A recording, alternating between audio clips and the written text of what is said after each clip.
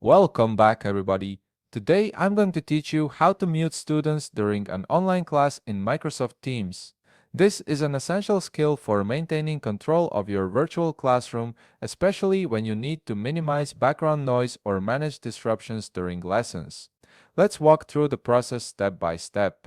First, let's assume you're already in an active online class session and you need to mute one or more students.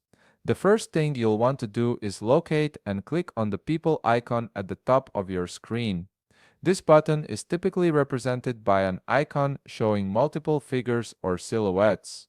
Clicking it will open a panel that displays all the participants currently in your meeting, giving you a complete overview of everyone who's joined your class.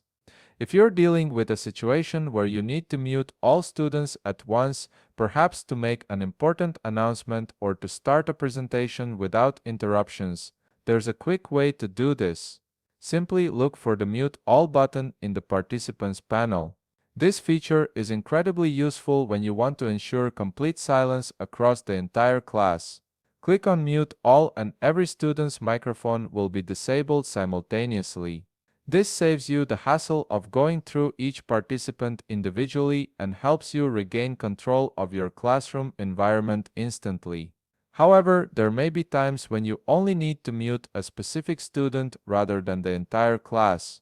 Maybe one student has background noise, or perhaps someone forgot to mute themselves while eating or having a side conversation.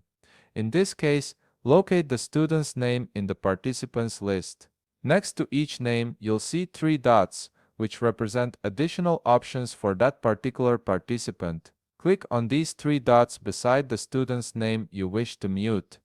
A drop-down menu will appear with several options. From this menu, select Mute Participant. This action will mute only that specific student without affecting anyone else in the class. And there you have it. You now know how to effectively manage audio in your Microsoft Teams classroom, whether you need to mute everyone at once or just handle individual disruptions.